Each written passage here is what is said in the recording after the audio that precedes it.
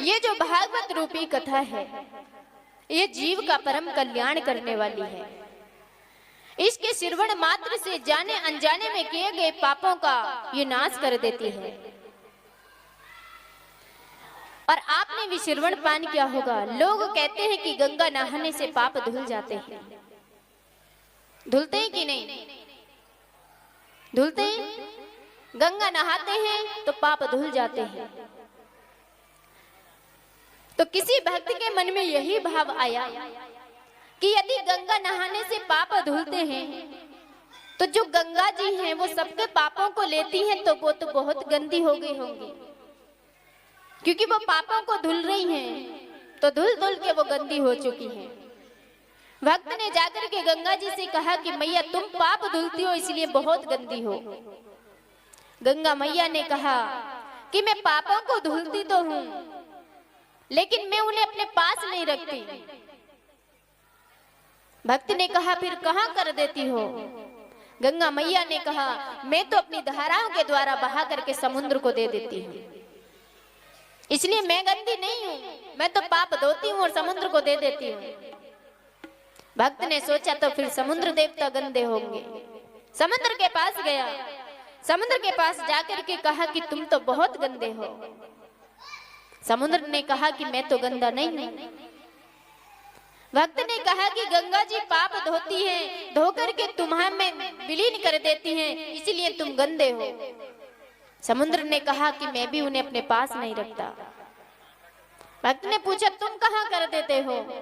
समुद्र ने कहा कि जब मेरे अंदर से बाष्प बन करके जल ऊपर उड़ता है तो मैं उस बाष्प के द्वारा ही उन पापों को उड़ा देता हूँ।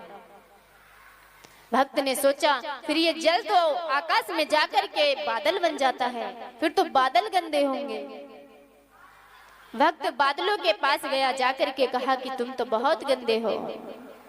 बादलों ने कहा हम काहे को गंदे हैं?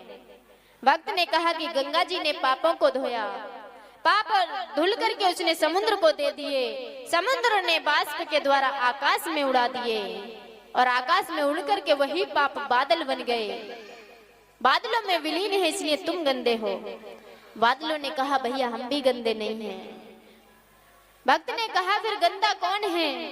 बादलों ने कहा कि पाप करने वाला गंदा है।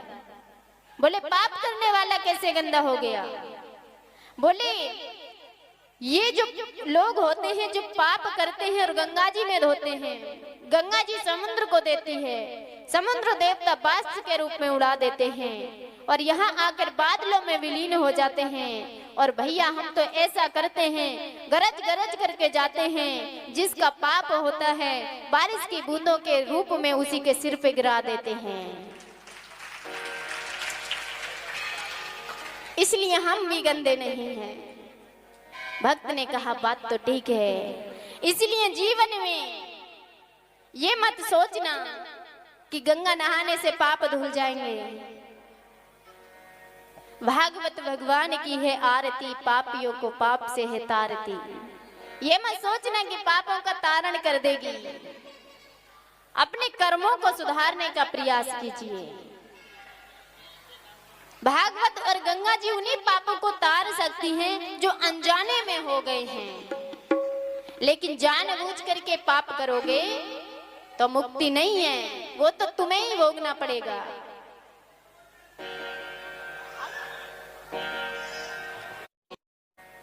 भागवत भगवान की है,